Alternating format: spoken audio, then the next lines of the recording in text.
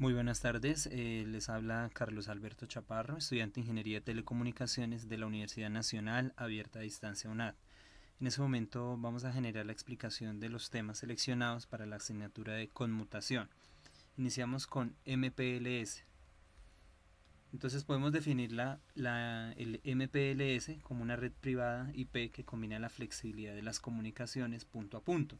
Eso nos ofrece a nosotros pues lo que son los niveles de rendimiento diferenciados y de priorización del tráfico, así como las aplicaciones de voz, multimedia y todo esto pues lo podemos ver en una única red. Entonces MPLS en sí lo que hace es que se basa en etiquetado de los paquetes en base de criterios de prioridad y de calidad. Con la tecnología de MPLS lo que se hace es que se combina una variedad de funciones de tanto como las de protocolo IP como también del protocolo ATM. Entonces acá tenemos en sí algunas características la topología o de la tecnología MPLS, que es un protocolo multiprotocolo Latent Switching. Este combina una variedad de funciones tanto de IP como ATM. También tiene un etiquetado de paquetes en base a criterios de prioridad y o calidad QS. MPLS se caracteriza principalmente porque opera entre dos capas, entre la capa 2 y la capa 3, es decir, entre la capa de enlace de datos y entre la capa de red. En sí trabaja con la capa 2.5, que es donde se mueve o donde opera directamente la tecnología o el multiprotocolo de MPLS. Una de las características principales es que MPLS implementa mejoras en los protocolos de ruteo IP, entonces para hacerlos orientados a una conexión. Es por eso que digamos podemos decir que MPLS se considera como la evolución natural requerida para el mundo de las redes de las comunicaciones que soportan los servicios IP ópticos y también predecibles. Entonces MPLS surge como una solución que integra el manejo del ancho de banda con los requerimientos del servicio para lo que son las redes basadas en los backbone o de IP, según la generación IEC03. Entonces este es el funcionamiento como tal de la red MPLS. Existen unas funciones al cual este protocolo o esta tecnología genera. Directamente especifica mecanismos para manejar flujos de tráfico de varias granulaciones como flujos entre diferentes hardware, máquinas o incluso entre diferentes aplicaciones. De igual forma, provee de medios para mapear direcciones IP en etiquetas de longitud física que son usadas por diferentes técnicas de envío y conmutación de paquetes. Algo que también una de las funciones del MPLS que podemos decir es que tiene interfaces con protocolos de ruteo existentes como el Resource Reservation Protocol, el RSVP o el Open Shortened Span First, que es el OSPF. Entonces también soporta protocolos de la capa 2, como lo son, como ya lo habíamos mencionado anteriormente, como lo son el protocolo IP, el protocolo ATM y también el Frame Relay. También permanece, de igual forma su funcionamiento es independiente de los protocolos de la capa 2 y de la capa 3, entonces es muy independiente. Entonces, en sí podemos decir que MPLS, la transmisión de datos, ocurre sobre trayectorias unidireccionales, entonces definidas por etiquetas, lo que nosotros llamamos como Label Switch Paths o los LSP, que son las etiquetas directamente. ¿Qué es un LSP? Es una secuencia. Podemos definirlo como una secuencia de etiquetas en cada nodo a lo largo de una trayectoria, desde un inicio hasta un destino o hasta un final. Entonces eso es lo que hace como tal el sistema de MPLS, y directamente son lo que se maneja son por medio de etiquetas, el cual la llamamos como Label Switched Paths, que son los LSP.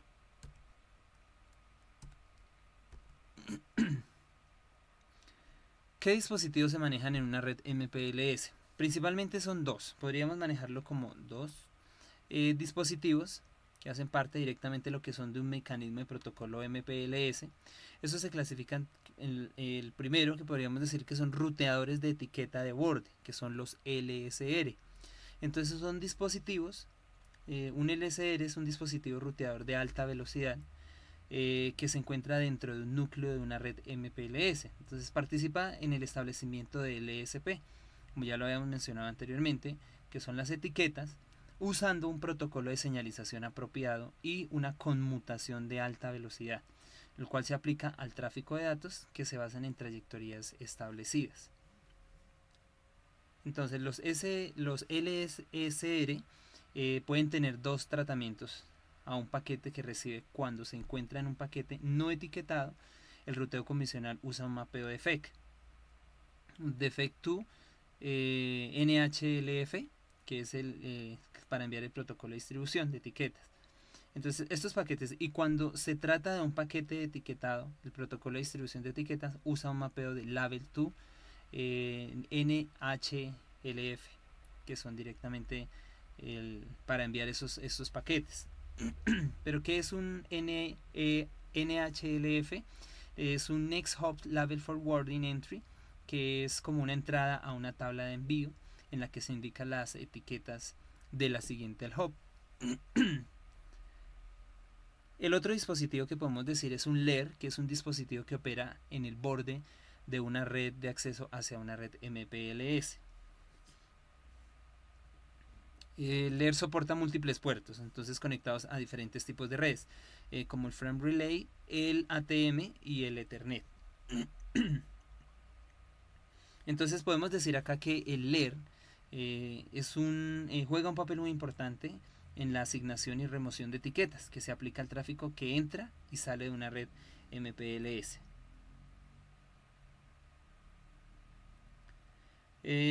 Cabe resaltar que una LSP para el tráfico en uso lo que hace es enviar ese tráfico hacia la red MPLS usando los protocolos de señalización de etiqueta, y en el egreso de distribuir de nuevo el tráfico hacia la red de acceso que corresponda directamente.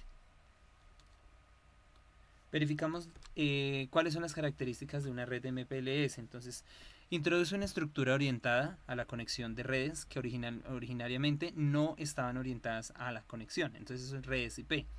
Integra sin discontinuidades los niveles 2, o las capa 2, que es la enlace de datos, y la 3, que es la capa de red del modelo OSI. Lo que hace es que los integra combinando las funciones de control de enrutamiento con efectividad en la conmutación. También una de las características principales es que optimiza el enrutamiento, reduciendo notablemente la complejidad de los algoritmos. Permite introducir calidad en redes IPS, Quality of Service, y también optimiza el establecimiento de túneles de las redes VPN. Otra de las características es que puede controlar la trayectoria de un paquete sin que sea necesario que se especifiquen los ruteadores intermedios.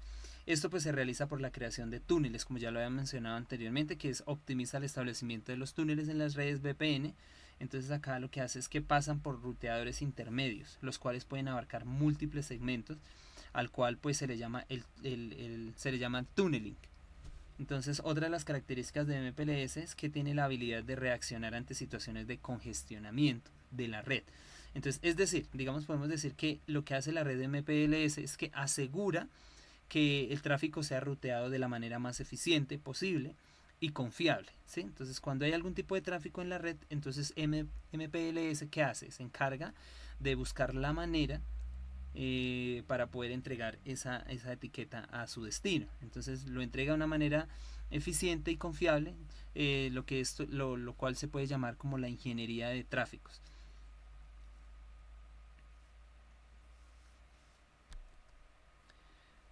Las operaciones, ¿cómo opera MPLS? Entonces, los paquetes que viajan a través de una red MPLS en general deben seguir los siguientes pasos. Primero, deben tener una creación y una distribución de etiquetas. También debe tener una creación de tablas de cada LSR. Y también debe tener una creación de LSP. La inserción de etiquetas o es el mismo chequeo de tablas. Y también debe tener un envío de paquetes. Entonces, en sí es como funciona como tal una red MPLS. Otras de las características del MPLS, que también, como ya lo habéis mencionado, pueden controlar la trayectoria de paquetes sin que sea necesario que se les especifiquen los ruteadores intermedios. Tiene otras características principales que tienen ahorros de costo, soportes de alta calidad, tienen un rendimiento mejorado, mejora el desempeño del reenvío de los paquetes en la misma red y soporta escalabilidad de red. también construye redes interoperables.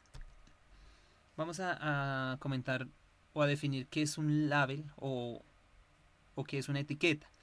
Entonces, una etiqueta directamente es un identificador corto de longitud fija, el cual es utilizado para identificar una FEC.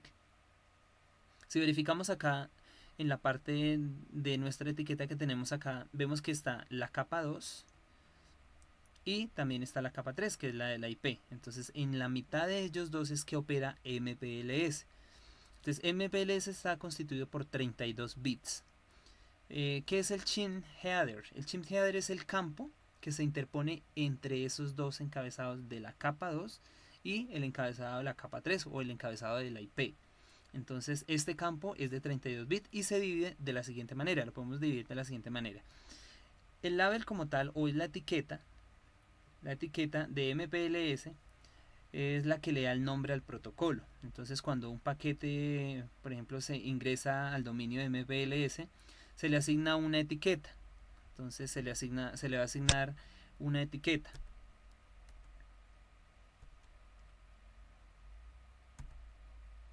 Se le asigna la etiqueta. Y esta etiqueta lo que hace es que marcará el resto de su viaje a través de la red de MPLS. Este campo consta, como pueden verificar ahí en la imagen, consta de 20 bits, que es el valor de la etiqueta de MPLS. Si verificamos acá la parte de acá, el EXP tiene 3 bits. Entonces en este campo consta de 3 bits. Se conoce como el Class of Service y se utiliza para identificar la clase de servicio que se está enviando como tal. Si verificamos en la otra imagen, al ladito del EXP aparece una S, que es el botón of stack. El botón of stack, este campo consta de un bit y se usa es para indicar si existe una pila de etiquetas. El label stack, lo cual será indicado con un valor o se le asigna un valor número 1. Si la etiqueta es la única que está en la pila, entonces se indicará con el valor ya no de 1, sino de un 0.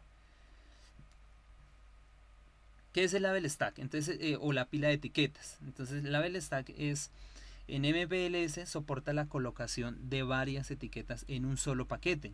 Estas etiquetas se organizan en una pila de etiquetas o como le decíamos el label stack, y su principal aplicación es cuando se puede controlar la trayectoria de un paquete sin que sea necesario especificar los enrutadores intermedios.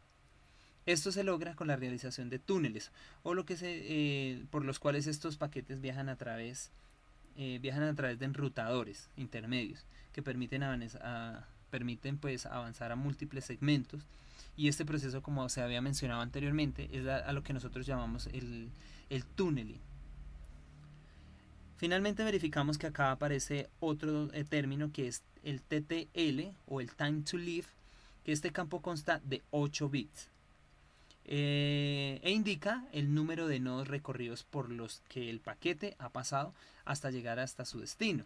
Entonces este valor es tomado directamente del encabezado de la IP a la entrada de la LSP o de la etiqueta y a la salida de este mismo.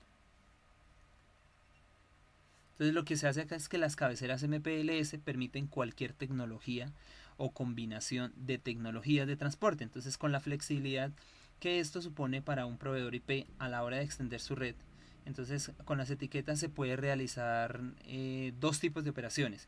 Una, primero pues es el cambio del valor de la etiqueta a cada uno de los nodos, que es el label swap. Y la otra es el cambio de varias etiquetas que identifican el mismo, que es lo que llamamos anteriormente la FEC, por una única que es label merging. Otra de las temáticas que estamos analizando es GMPLS. Entonces, ¿qué es GMPLS? Entonces es Generalized Multiprotocol Label Switching o la conmutación de etiquetas de multiprotocolo generalizado. Podemos decir lo que es una mejora realizada a la arquitectura de MPLS, la que estábamos analizando anteriormente. Podríamos decir lo que es una evolución o es como complementar la tecnología anteriormente. Entonces, esta tecnología se actualiza por medio de una separación completa de los planos de control y los datos de capas de red diferentes.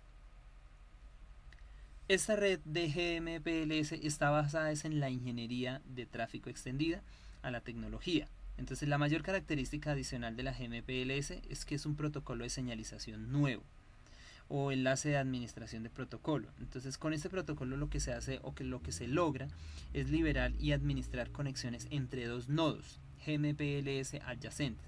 A partir de este hay otros protocolos que son usados en la arquitectura de GMPLS, como lo son el RSVP, que es el que se había comentado anteriormente, que es el Resource Reservation Protocol, o el OSPF,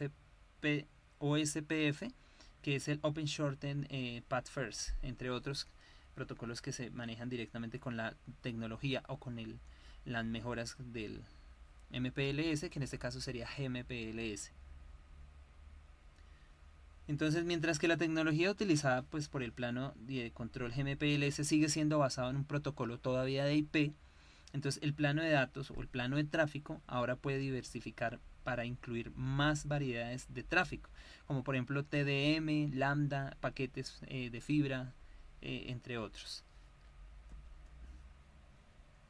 ¿Cuáles son las ventajas que nos da pues de esta nueva tecnología o de la modernización de MPLS?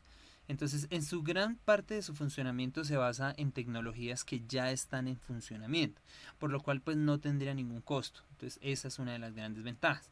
Permite también la agregación de enlaces, lo que va a permitir que se puedan manejar distintos tipos de tráfico simultáneamente. Y también permite el uso de LSP bidireccionales o el uso de etiquetas bidireccionales.